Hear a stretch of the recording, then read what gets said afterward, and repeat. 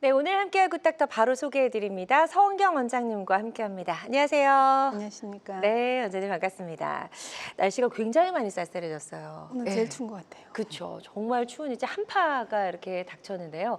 이렇게 날씨가 쌀쌀해지면 배뇨 장애를 겪는 중년 이상의 남녀 환자분들이 많아진다면서요. 이게 네. 날씨하고 무슨 관계가 있는 거죠?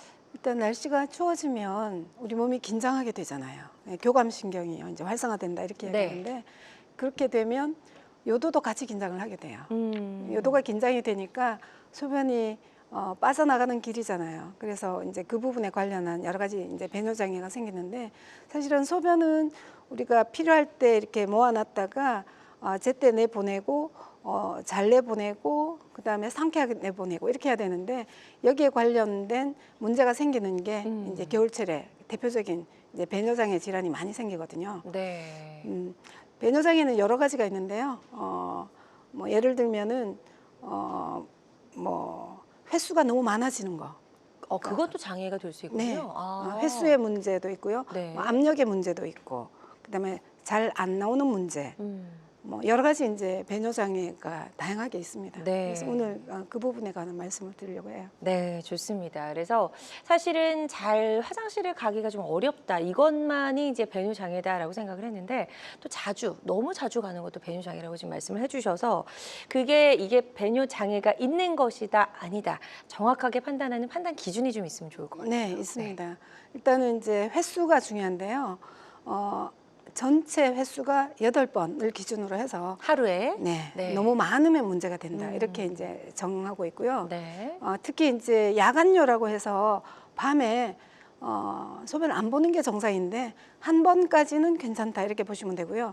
2번 이상 밤에 잠자다가 깨면은 이거는 횟수에 문제가 있는 배뇨 장애가 되고요.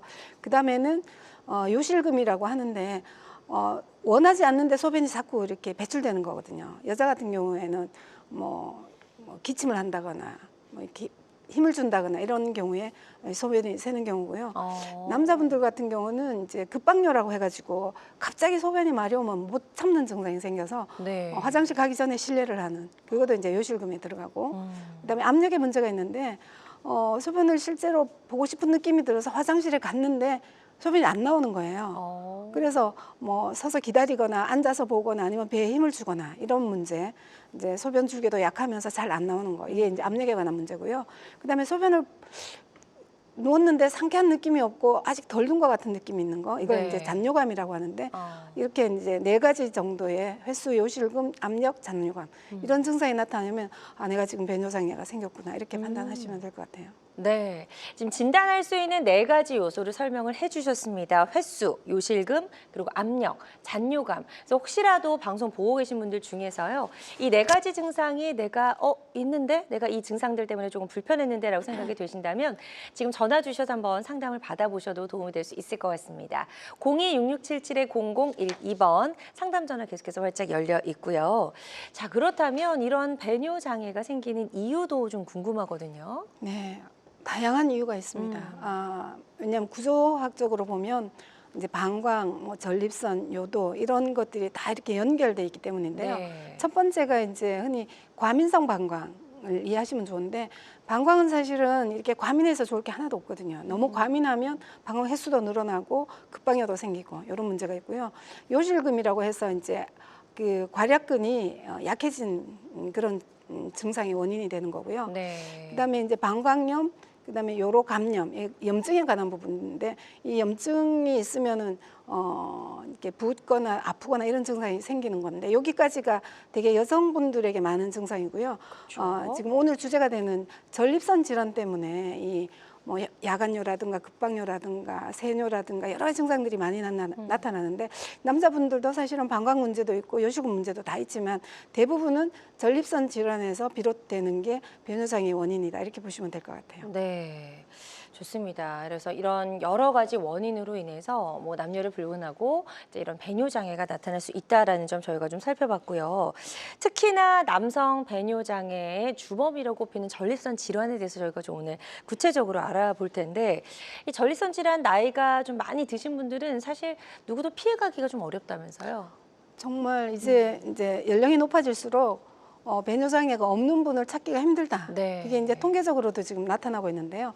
예전에는 뭐 40대 40, 50대 50%, 60대 60% 이렇게 얘기했는데 실제로 이렇게 들여다보니까 40대 54.3%, 50대 67, 60대 70. 와. 그러니까 실제로 점점 더 해가 갈수록 훨씬 더 많은 환자들이 전립선 환자들이 늘어나고 배뇨 장애를 겪고 있다. 이렇게 이제 보기 때문에 왜 이런 문제가 생기고 이걸 네. 어떻게 치료해야 될까? 이게 정말 전 국민적인 문제다라고 볼 수가 있겠네요. 그래요. 그래서 왜 이렇게 나이가 이제 40대, 50대, 60대로 갈수록 정말 눈에 띄게 급격하게 전립선 질환을 가진 환자분들이 늘어나거든요. 그래서 그 이유를 좀 살펴보면 좋을 것 같은데 아까 살짝 얘기해 주셨는데 혈류가 줄어든다 이런 이야기 하셨어요. 네. 이게 혈액순환하고 좀 밀접한 관련이 있는 걸까요? 그렇죠. 이제 나이가 든다는 거는 전반적인 노화를 의미를 하는데 가장 큰 문제가 되는 게 사실은 혈액순환 장애거든요. 지금 이제 첫 출발점에 혈류가 저하된다 이렇게 나와 있는데 혈액순환이 잘 안 되면서 전립선에 잘 안 되면서 산소가 부족해지는 그러니까 저산소증이 오늘의 그 핵심 키워드가 되는데요. 그렇게 되면 그 뭐 이렇게 도표가 쭉 나왔지만 다 뭐 아실 필요는 없고요. DHT가 증가하고 안드로겐 호르몬이 수용체가 늘어나고 이거 다 한마디로 이야기하면 혈액순환이 잘 안 되면서 산소가 부족해지면서 전립선은 생식기관이기 때문에 살아남으려고 하는 몸부림으로 전립선 세포가 증식하고 커지고 해서 이렇게 비대증이 생기는 거고요. 이렇게 비대증이 생기니까 또 압박을 받아오죠. 혈액순환이 더 안 되겠죠. 그러면 또 더 심한 저산소증이 되고 이렇게 악순환으로 연결되면서 나이가 들면은 이 문제를 해결하지 않으면 계속 심해지고 네. 치료가 잘 안 되는 그런 특성이 있습니다. 그렇군요. 그래서 이 악순환의 고리를 끊을 수 있는 방법 오늘 저희와 1시간 동안 함께 하시면 아마 이제 알게 되시리라 생각이 됩니다. 네, 치료하는 여러 가지 치료 방법까지도 좀 잠시 후에 이야기를 해보도록 하고요. 자, 그렇다면 전립선 질환의 이제 여러 가지 종류도 좀 저희가 살펴보도록 할게요. 이게 한 가지가 아니더라고요. 네, 전립선은 남성에게만 있는 질환이고요. 네. 대표적으로 전립선염, 전립선 비대증, 전립선암 이렇게 세 종류만 잘 이해하시면 되는데 네. 사실 가장 중요한 게 전립선 염증이라고 이해하시면 됩니다. 왜냐하면 우리 몸은 어디든지 염증이 생길 수가 있고 그 염증을 해결하는 과정에서 건강하면 면역력이 좋으면 염증이 빨리 해결되지만 안 되면 이 염증이 계속 지속적으로 문제를 일으키는데 기본적으로 전립선에 염증이 있으면 야간뇨라든가 빈뇨, 급박뇨, 뭐 통증, 불쾌감 이런 증상들이 주로 많이 생기고요.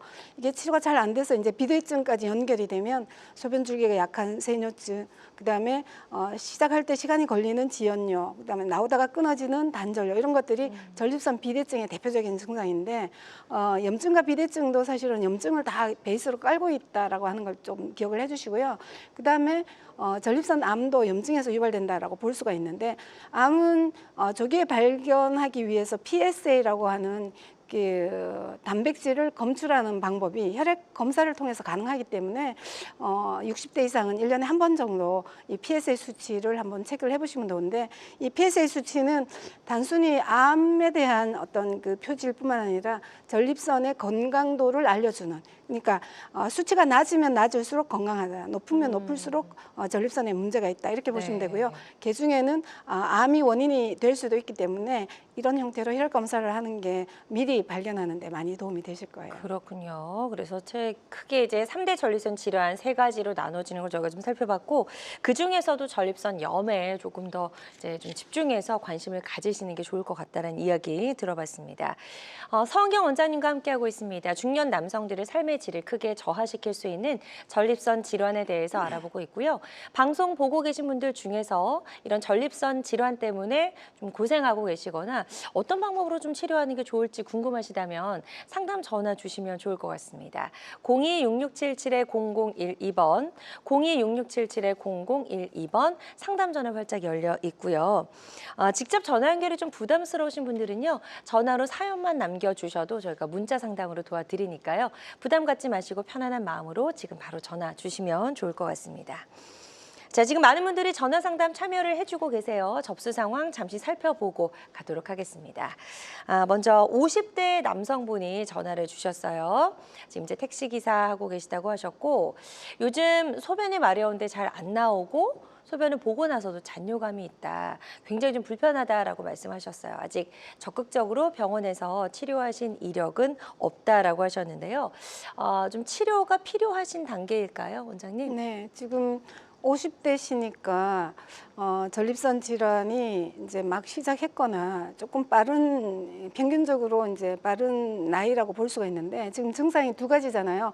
소변이 마려운데 실제로 가면 잘 안 나온다. 이거는 전립선 염증, 비대증의 증상에 해당될 수가 있고요. 그다음에 보고 나서도 잔뇨감이 있고 너무 불편하다. 이거는 염증인데 이분도 아마 염증과 비대증을 같이 가지고 있는 거라고 보여집니다. 근데 이제 치료를 안 하셨다고 하는데요.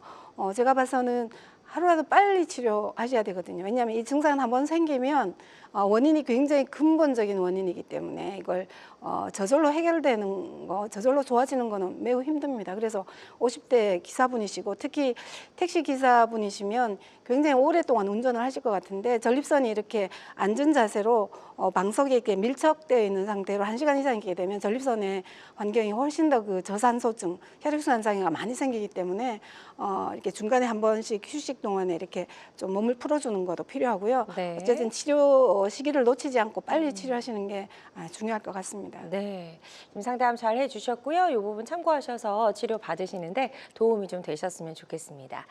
이어서 또 다른 전화로 접수된 사연 또 만나보도록 할게요. 60대 남성분이 전화를 주셨어요. 자영업이라고 하셨고 소변 줄기가 약해지고 밤에 두세 번 깨서 화장실에 간다라고 하셨어요. 증상은 꽤 이제 지속이 됐는데 아직 치료는 안 받으셨고 최근 들어서 이제 그 불편함이 조금 더 크게 느껴지신 것 같아요. 전립선 영양제를 드시고 계시다라고 하셨는데 이게 또 치료하는 약하고는 또 별개잖아요, 원장님. 네, 그렇죠.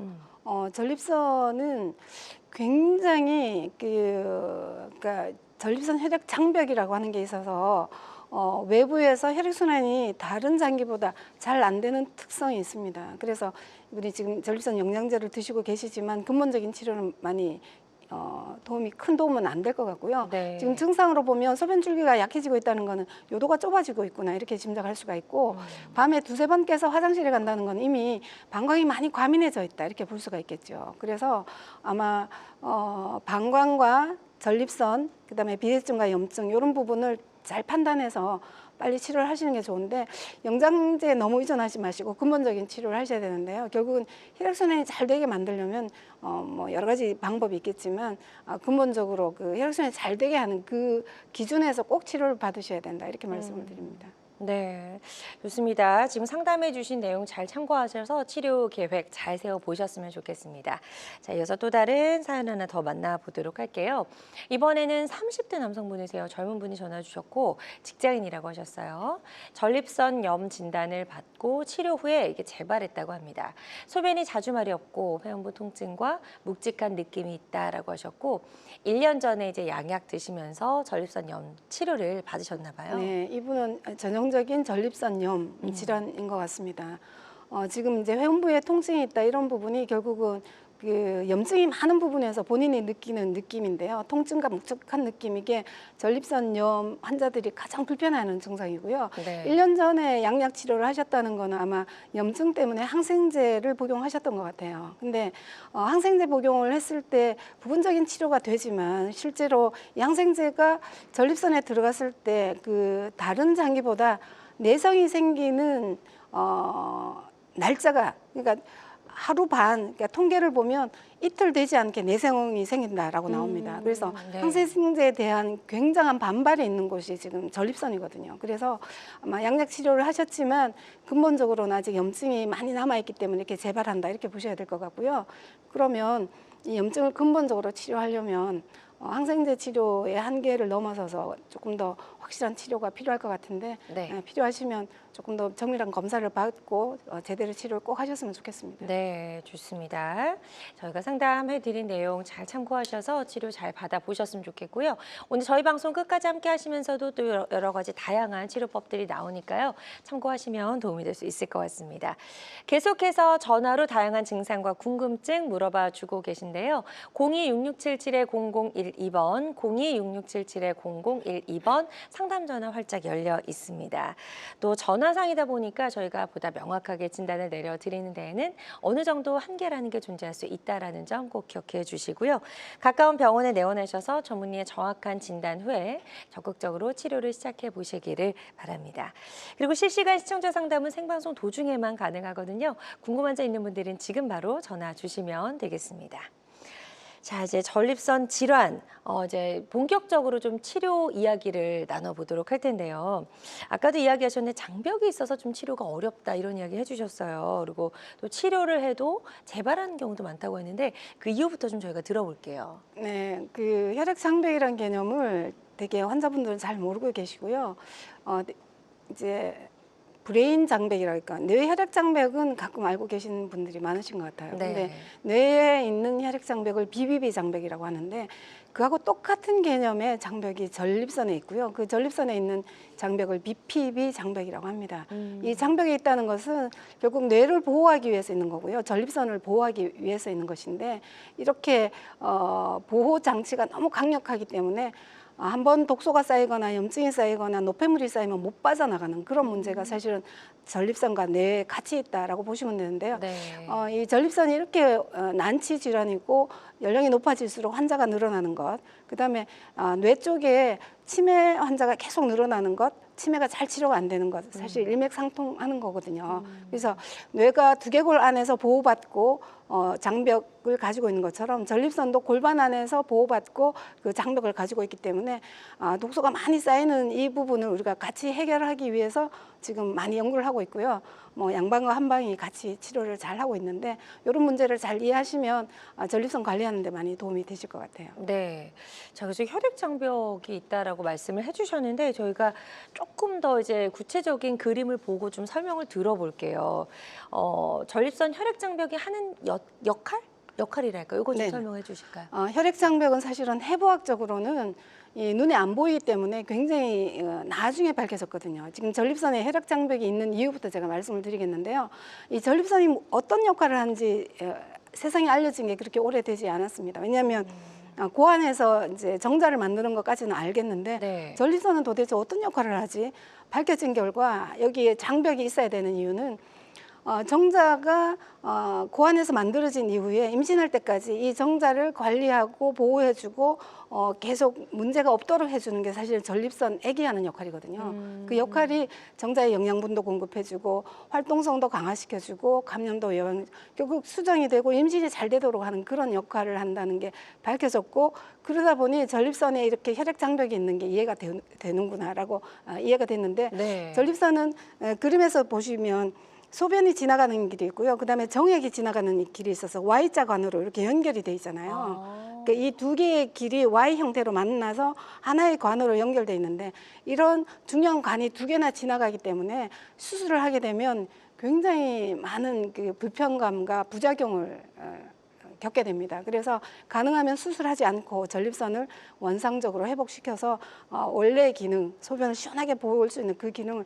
잘 회복시키는 게 매우 중요하다. 그렇지만 이 혈액 장벽 때문에 계속 젊었을 때는 매우 중요한 장벽이었는데 지금은 이제 연세가 높아지면 사실 이거 뭐 수정이나 임신이나 관계 없지만 계속 그쵸. 문제를 일으키는 이게 혈액 장벽의 문제고요.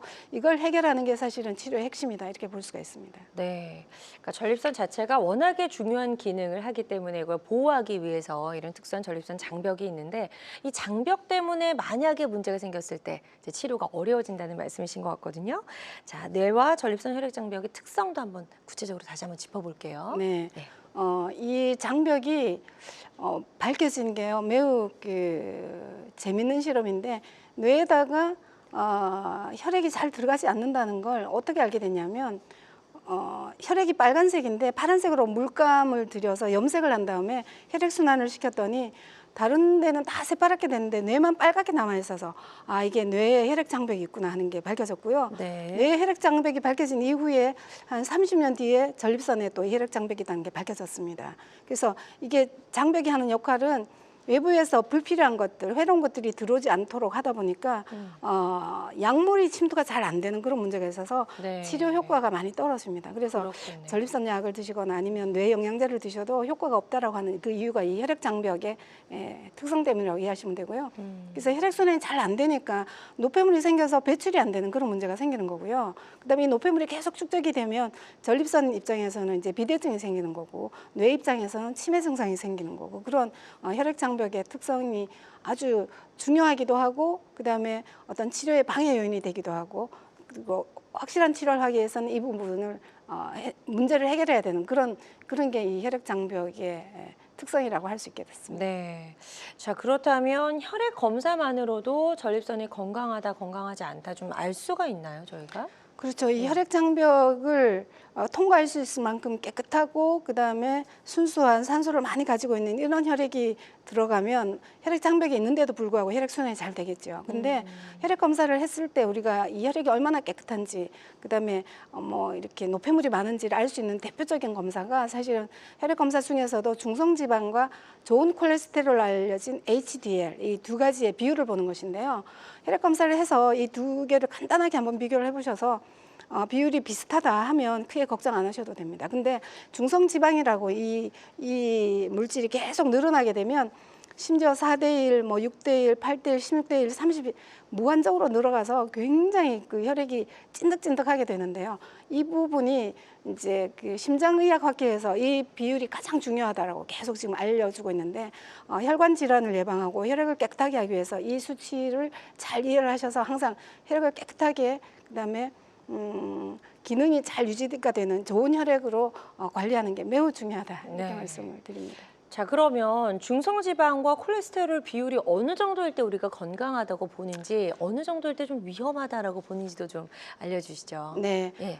1대1이 목표입니다. 1대1이 목표. 예, 예. 지금 그 되게 HDL이 60 정도가 나와야 된다라고 하는데요. 60 기준으로 했을 때 TG, 그러니까 중성지방도 60 정도면 가장 좋은데, 때에 따라서는 HDL이 30밖에 안 되는 분도 있어요. 그러니까 그 기준으로 해서 1대1, 뭐 5대1, 10대1 이렇게 나눠지니까 네. 이 비율을 보셔서 높아질수록 위험하고 매우 위험하고 아주 극도로 위험하고 이렇게 되는데, 여기서 꼭 기억하셔야 되는 게 이 중성지방이라고 하니까 지방을 많이 섭취해서 이렇게 혈액 속에 중성지방이 많은 게 아닐까 이렇게 생각하시겠지만, 실제로는 완전히 무관하다고 생각하시면 돼요. 그러니까 중성지방이 많아지는 이유는 외부에서 섭취한 탄수화물이 몸 안에서 저장될 때 중성지방으로 바뀝니다. 그래서 탄수화물의 대표적인 게 밥이라든가 빵, 면, 떡, 과일, 이게 탄수화물 덩어리잖아요. 이걸 최소한으로 꼭 필요한 만큼만 드시거나 아예 안 드시거나 그렇게 방향을 잡았을 때 이 중성지방과 HDL 비율을 잘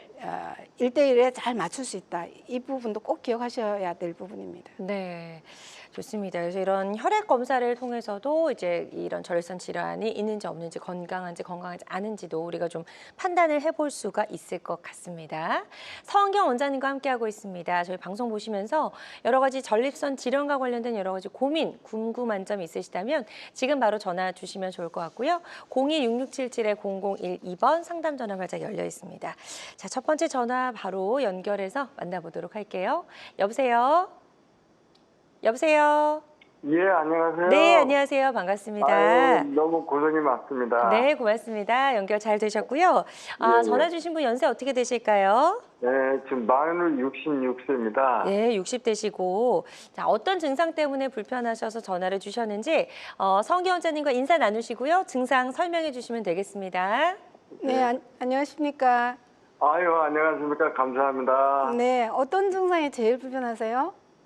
제가 한 2시간마다, 거의 한 1시간마다 때도 이렇게 소변을 자주 넣어요. 네. 그리고 이제 넣고 나면은 쉽게는 개운하지도 않고. 네. 그래서 그러니까 쉽게 물 먹기가 좀 힘들어요. 그러니까 네, 물을 많이 드시면. 네, 드시는 걸 자꾸 이렇게 넣다 보니까 그러니까 좀 너무 불편하고, 그리고 또 잠을 자니까 잠도 제대로 잠을 못 많이 자고. 설치게 되죠. 이런 지는 얼마나 되셨습니까? 한 2년 넘는 것 같아요. 2년 이상 되셨군요. 예, 2시간마다 화장실에 가신다면 최소한 뭐 3번, 4번, 때에 따라서는 5개 횟수가 굉장히 늘어날 텐데요. 예, 예. 그때 소변 양이 우리가 예. 흔히 이제 종이컵 정도로 소변이 나오는지 아니면 맥주컵 정도로 나오는지 어느 정도 소변량을 보시는 것 같으세요? 그러니까 좀 참고 넣으면 종이컵 정도 나오고요. 네. 그렇지 않으면 종이컵 반도 안 나오죠. 그 정도밖에 안 나온다는 거죠. 예, 이게 예. 정말 중요한 문제인데요. 지금 방광이 너무 과민해져 있어서 이 방광은 사실은 맥주컵으로 2컵 정도가 가득 찰 때까지는 신호가 안 오는 게 정상이거든요. 근데 지금 종이컵이나 그 이하로 소변이 채워졌을 때 잠을 깰 정도로 지금 자극을 받고 있다는 건데요. 이건 전립선 문제가 방광까지 확장됐다 이렇게 보셔야 됩니다.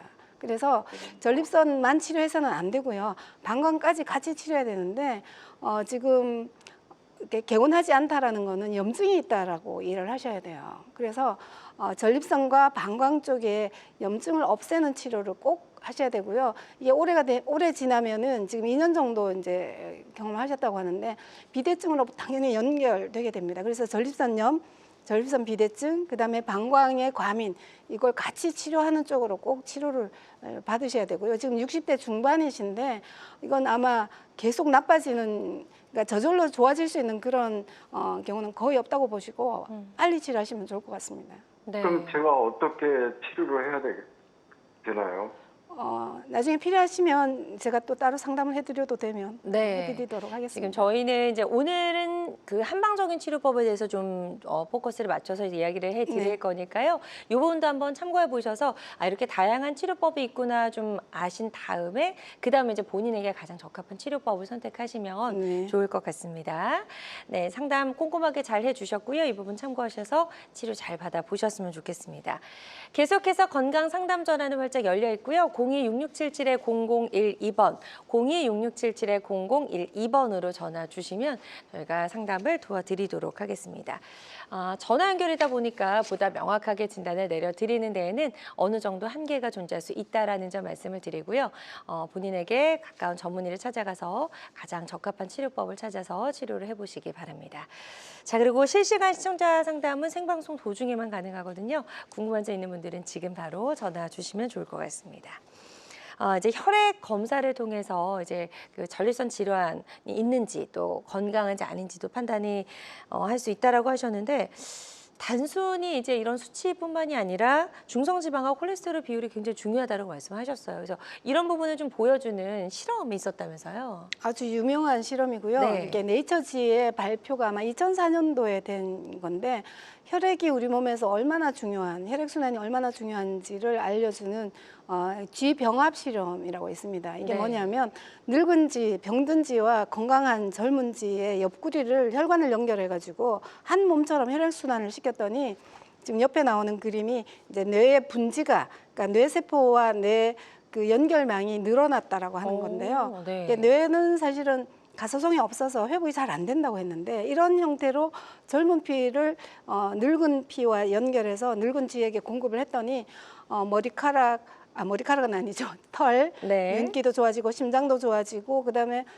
뇌까지 좋아졌다라고 하는 그 실험이 이제 밝혀져서 신기하네요. 네, 한때 이렇게 네. 해서 사실은 젊은 피 수혈 막 이렇게 그런 이벤트도 많이 생기고 했었는데 네. 이 실험이 의미하는 거는 혈액순환과 혈액을 깨끗하게 유지하는 게 얼마나 중요한가 이 부분이고요. 이게 결국은 전립선 질환이 나이가 들면은 자꾸 생기는 이유도 사실은 이 부분에 초점이 맞춰졌다 이렇게 보셔야 될 것 같아요. 그래서 혈액 관리, 혈관 관리 매우 중요한 내용이죠. 그러네요. 그래서 뭐 전립선 질환뿐만이 아니라 네. 뭐 다른 여타 질환에 있어서도 혈관을 관리하는 것이 혈관을 건강한 것이 우리 몸 건강을 지키는 핵심이 될 수 있을 것 같아요. 네. 네, 그래서 혈관 건강과 관련된 이제 뭐 여러 가지 3대 질환도 있잖아요. 이런 것들도 어떻게 보면 일맥상통하다. 그렇죠. 우리가 흔히 이제 쓰리고라고 이야기하잖아요. 네. 고혈압, 고혈당, 고지혈증. 그렇죠. 이 세 가지 질환을 우리가 한갑이 지나도 나는 혈압도 없고 고지혈증 약도 안 먹고 혈당 약도 안 먹고 이런 분이 있다면 정말 건강하신 거고요.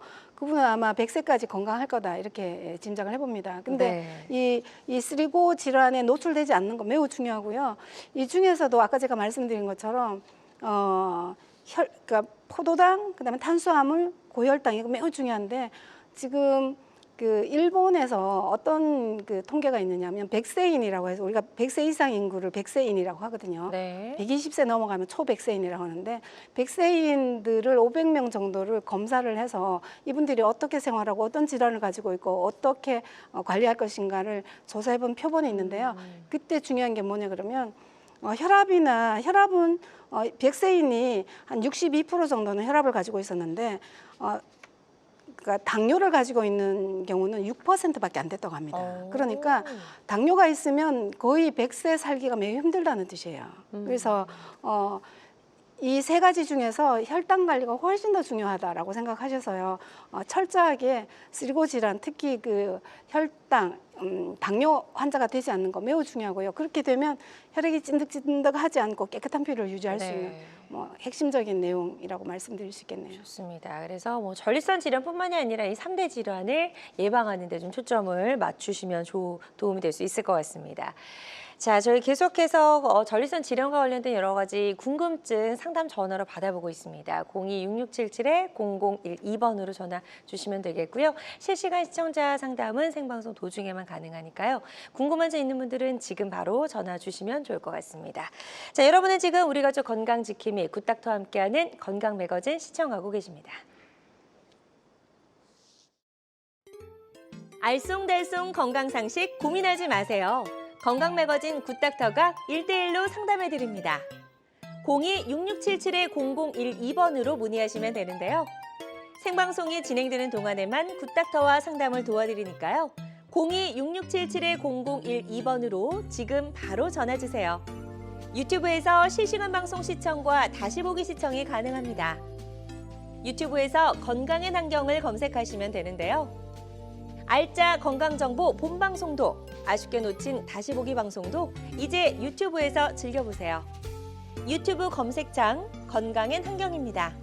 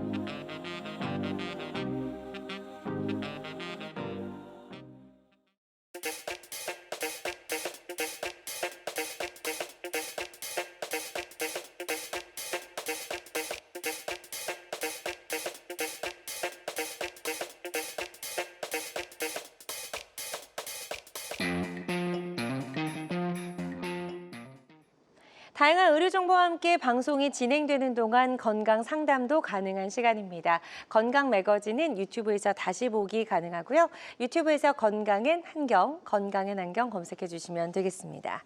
자, 저희 전립선 질환에 대해서 이야기를 나눠보고 있고요. 자, 그렇다면 지금부터 이제 좀 치료 이야기 본격적으로 좀 해보도록 할 텐데요. 전립선 질환 때문에 병원을 찾는 환자분들이 가장 힘들어하는 부분이 어떤 부분일까요?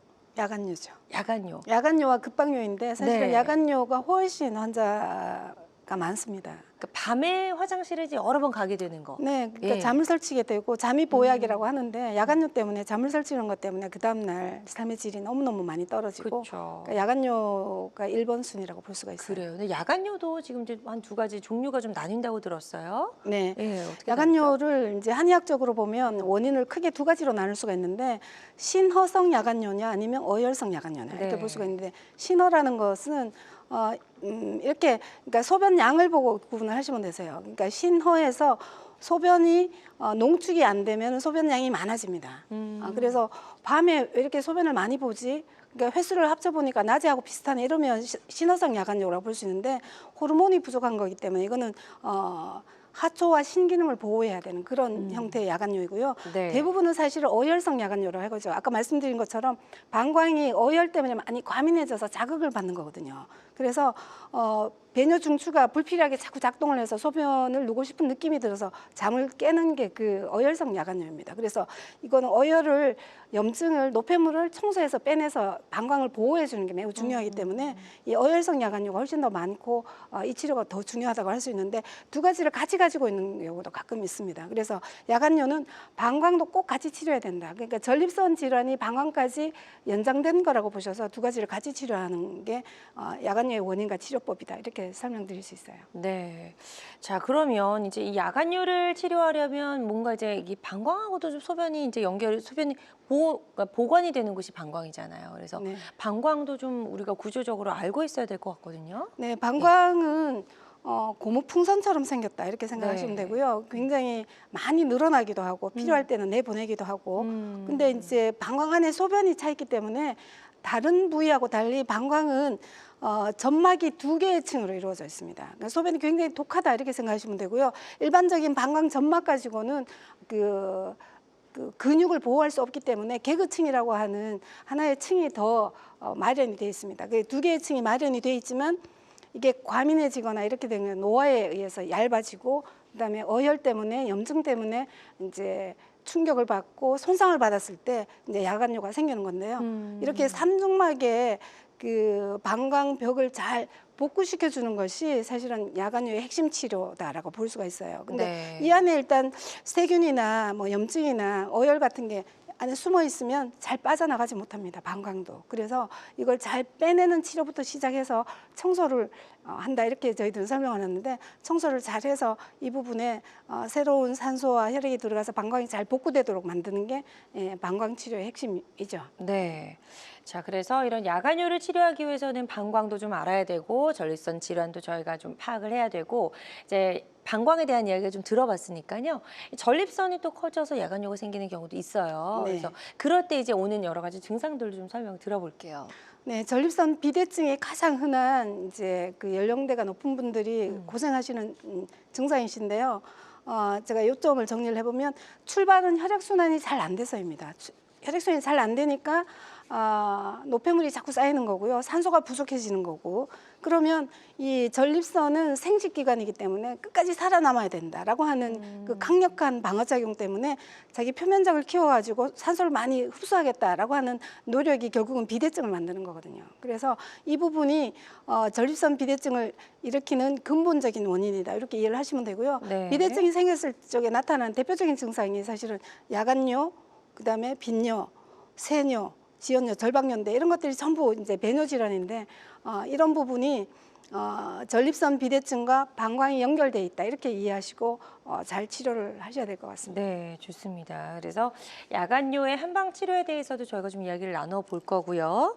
야간뇨 한방 치료는 다양한 치료법 중에 하나라는 점, 그리고 모든 치료는 정확한 진단 후에 환자의 증상과 상태에 맞게 적절하게 선택을 해야 된다는 점 꼭 기억해 두시면 좋을 것 같습니다. 자, 그럼 이런 야간뇨에 대해서 한방에서는 어떤 방법으로 치료를 하고 있나요? 네. 한방은 당연히 비수술 치료이고요. 네. 양방과 비교했을 적에 양방은 물론 이제 비수술 치료로 시작하지만 궁극적으로는 이제 수술 치료가 주가 된다라고 볼 수가 네. 있고요. 한방 치료는 근본적으로 그 혈액 순환과 산소 부족을 해결하기 위해서 근본적으로 치료를 함으로 해서 비수술 치료를 할 수 있는 그런 뭐 특성이나 장점이라고 볼 수가 있는데 네. 양방에서는 주로 절제하는 절제술, 그러니까 전립선을 잘라내는 수술이고요. 그다음에 이제 결찰술이라고 해가지고 잘라내지 않고 요도를 확보시켜주기 위해 가지고 이렇게 묶어주는 수술이 있는데 이 두 가지가 대표적인 수술이라면 한방에서는 전립선과 방광, 골반 전체를 청소하는 치료가 메인이 되게 됩니다. 그렇게 하게 되면 깨끗해지면서 산소나 혈액 순환이 잘 되면은 요도도 깨끗해지고 그다음에 근육도 강화돼서 소변을 볼 때 이렇게 압력을 충분히 줄 수 있는 상태를 만들어주기 때문에 네. 보다 근본적인 치료, 수술이 필요 없는 치료에 이제 한방 치료다 이렇게 말씀드릴 수 있겠어요. 네, 그래서 양방과 한방의 치료법을 좀 비교해 봤더니 한방적인 치료법은 이제 비수술 치료라는 게 가장 큰 특징이라고 할 수가 있겠네요. 근데 네. 청소요법이라고 하셨는데 이게 어떻게 이제 청소를 한다는 건지 궁금하실 네. 것 같아요. 예. 우리가 흔히 이제 청소라고 하면 다 이해하지만 전립선이 청소가 될까 이렇게 이해를 하시는 거죠. 네. 그러니까 이제 그 개념으로 가지고 오시는 분들이 너무 고생하시니까 전립선 그냥 잘라내면 안 되냐 이런 말씀을 많이들 하시는데 그 잘라내기 힘들고요. 왜냐하면 중요한 관이 2개나 지나가고 있기 때문에.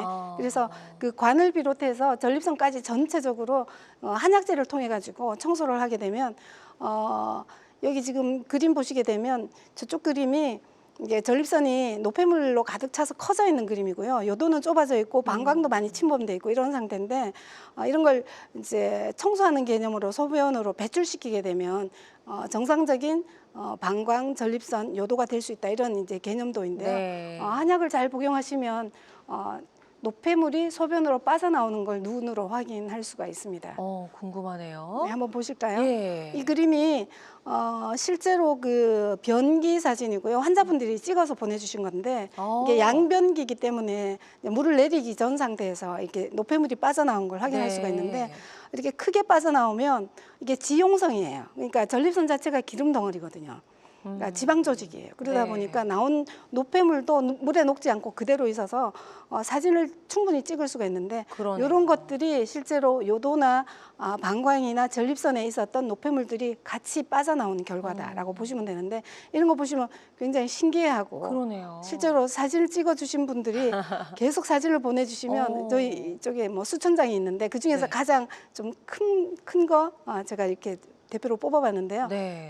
이게 청소를 해서 소변으로 배출시킨다는 개념이 양방이나 한방에서 조금 독특한 개념인데 이렇게 해야만 전립선이 제대로 치료가 된다 이렇게 볼 수가 있습니다. 그러니까 근본적으로 전립선에 이제 그 노폐물을 좀 배출시켜주는 그런 역할을 하는 한방적인 치료법에 대해서 좀 설명을 들어봤고요.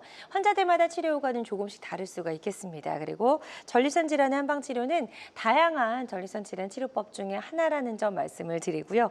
모든 치료는 정확한 진단 후에 환자의 증상과 상태에 맞게 적절하게 선택을 해야 된다는 점 꼭 기억해 두시면 좋을 것 같습니다. 방송 보시면서 궁금한 점 생긴 분들 많으시리라 생각이 됩니다. 02-6677-0012번으로 전화 주시면 되겠고요. 다음 전화 하나 더 연결해서 만나보도록 하겠습니다. 여보세요? 예, 안녕하세요. 네, 안녕하세요. 반갑습니다. 예. 네, 전화 주신 분, 네, 연세가 어떻게 되실까요? 지금 만으로 72세고요. 목소리는 너무 젊으신데요. 예. 그래요? 네. 자, 어떤 점이 궁금하신지 저희 원장님과 인사 나누시고요. 증상 설명해 주시면 되겠습니다. 네, 예, 안녕하세요. 안녕하세요. 네, 어떤 증상이 많이 감사합니다. 힘드신가요? 네. 소변이 자주 아주 심해져가지고요. 몇 달 전부터서는 심해져가지고 어디 뭐 운동으로 가는 사이 동네 그 가까운 동네 운동시설에서 운동하다가도 2-3번은 가야 되고 또 어디 좀 산책 좀 나가도 2-3번 가야 되고 하여튼 뭐 지난번에도 어디 갔는데도 한 3번 이렇게 해가지고 그 아주 불편하고요. 그리고 운동 중에도 좀 몸 흔들고 그 동네 그 아니 있습니까? 조그만 소공원에 만들어진 뭐 그런 운동시설 그런 거 이렇게 좀 뭐 움직이고 몸 움직이는 사이에도 소변이 또 마렵고 그러고 다른 사람하고 같이 운동할 때 나는 한 3번을 가야 되고 그러니까 말씀하신 증상이 평소에 활동을 많이 안 할 때는 괜찮은데 활동을 많이 하면 소변이 마렵다 이런 의미신가요? 운동할 때 그런 걸 더 느끼고요. 네. 저 운동 안 할 때 이제 집에가 있으면은 그때도 자주 본 편이에요. 뭐 전체적으로 소변 횟수가 늘어났고 활동 예. 중에 조금 더 횟수가 더 많아진 것 같다 이렇게 볼 수 있는데 예. 소변 양이 많으면서 소변을 보세요? 아니면 조금씩 자주 보시는 거세요? 소변 양도 전에보다 적어졌고요. 네. 그다음에 이제 제가 전립선에 좋다는 소팔메토인가요? 그것을 얼마 전까지는 먹었어요. 몇 개월 전까지는. 근데 이제 약이 떨어져 버려갖고 게을러 갖고 더 사서 안 먹고. 근데 그거 먹을 때보다 조금 더 심해진 것 같아요. 지금 제가 자세히는 모르지만 지금 현재 증상을 뭐 크기를 검사해 보거나 그렇게 하지 않으셨나요? 전립선 크기? 어디 가서 지금 치료를 받거나 그런 것은 없고요. 안 하셨어요? 예. 예, 작년이나 재작년 이럴 때 그 병원 간짐에 전립선 검사를 해봤는데 아무 이상 없다고 그랬거든요. 아, 그러셨어요. 일단은 지금 어떤 문제가 있냐면 소변량이 많지 않은 상태에서 소변이 마렵다는 문제가 하나 있고요. 그 다음에 활동을 하면 조금 더 자주 마렵다. 이 두 가지의 문제가 좀 의미하는 바가 있는데 일단은 소변을 충분히 채울 수 있을 만큼 방광이 빨리 회복이 돼야 된다. 이렇게 볼 수가 있고요. 그 다음에 활동을 안 하다가 활동을 하게 되면 이 하복부 쪽으로 지금 혈액순환이 갑자기 늘어날 때 그 자극을 더 많이 받는 것 같아요. 이런 경우는 어떻게 해야 되냐면 그러니까 그 골반 쪽에 있는 혈액순환을 조금 더 이렇게 바깥쪽으로 빼는 필요가 있기 때문에 평소에 족욕을 좀 하시면 발 쪽으로 혈액순환을 조금 균형을 맞춰주는 그런 의미가 있거든요. 그래서 그건 집에서 하실 수 있는 내용이시고요. 일단은 크기가 정상이라 그러면 지금 증상은 방광이 과민해져 있고 방광이 과민해지기 전에 전립선도 같이 문제가 생겨서 방광 쪽으로 이렇게 확장됐다 이렇게 보시면 되기 때문에 거기에 관련된 혈액 검사나 아니면은 뭐 크기 검사나 PSA 검사나 이런 거는 꼭 한번 받아보셔가지고 빨리 치료하시는 게 좋을 것 같아요. 네. 혈액하고 전립선 크기요. 네네. 그다음에 PSA라고 하는 그게 이제 전립선이 얼마나 건강한지 알 수 있는 그런 수치이기 때문에 그 혈액 검사에 다 포함될 수 있거든요. 예. 네, 그렇게 해서 한번 진단을 꼭 받아보십시오.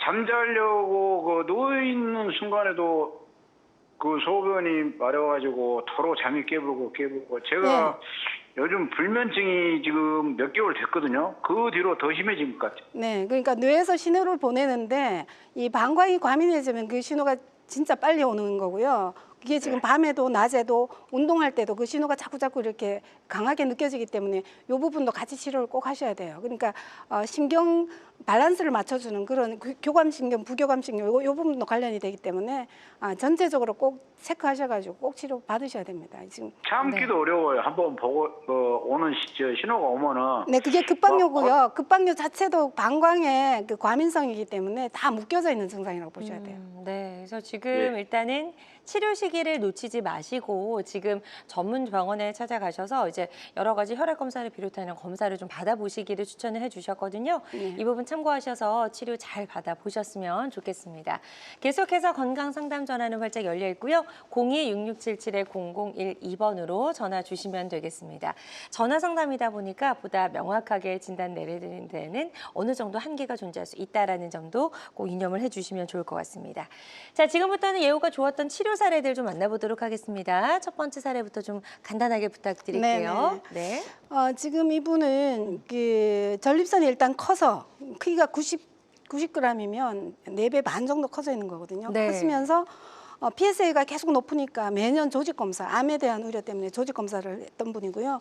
커지니까 당연히 뭐 야간요, 세뇨, 빈뇨 이렇게 해서 결국은 수술을 하자라는 것까지 이제 갔다가 수술 안 하기 위해서 오셨던 분인데 전립선 청소 치료를 하고 나서 PSA가 거의 반 가까이 떨어졌습니다. 이게 의미하는 거는 PSA는 암이 아니더라도 그 전립선의 건강 상태를 보여주는 수치라고 볼 수가 있는데 그쵸. PSA 수치가 떨어지면서 암에 대한 우려가 많이 줄어들었고요. 증상이 좋아지면서 야간요, 세뇨, 피로감, 우울감 다 같이 개선돼서 호전된 그런 케이스입니다. 네, 이게 정말 몸과 마음이 이렇게 직결돼서 연결이 돼 있다는 거 이런 사례들을 통해서 저희가 좀 알아볼 수가 있는 것 같습니다.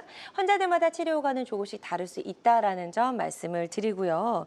자, 오늘 서은기 원장님과 함께 전립선 질환의 다양한 치료법도 저희가 좀 살펴봤습니다. 방송 보시면서 치료를 고려 중이거나 또 앞으로 치료를 앞두고 계신 분들이 있다면 이분들에게 꼭 해주고 싶은 이야기 어떤 말씀이 좀 있을까요?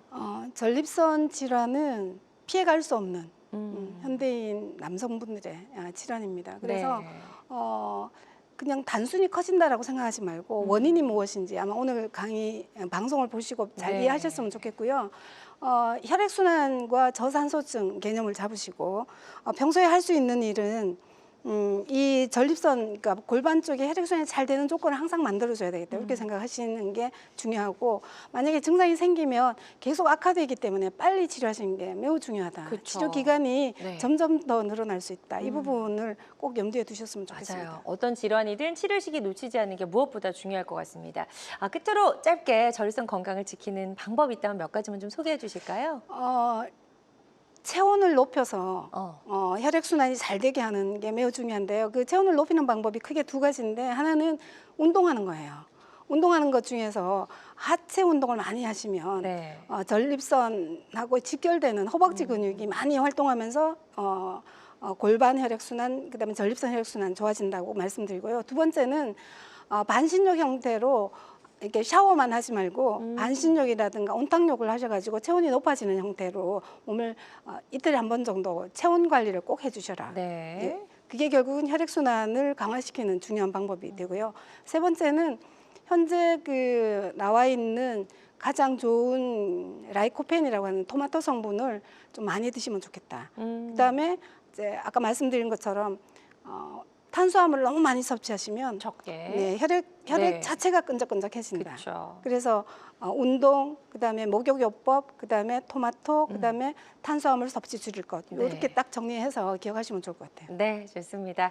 자, 오늘 다양한 전립선 질환의 치료법 살펴봤습니다. 모든 치료법에는 부작용이 따를 수 있고 개인마다 치료 효과가 다르다는 점, 또 전문의와의 상담을 통해서 적절한 치료를 받는 것이 가장 좋은 선택이라는 점 꼭 기억해 주시면 좋을 것 같습니다. 지금까지 성희 원장님과 함께했습니다. 원장님 오늘 말씀 고맙습니다. 감사합니다. 건강 장수를 위한 최고의 선택 건강 매거진 위드 굿닥터 실시간 시청자 상담은 생방송 도중에만 가능하고요. 저희 방송 유튜브에서 다시 보기 가능합니다. 유튜브에서 건강의 환경 검색해 주시기 바랍니다. 함께해 주신 여러분 고맙습니다.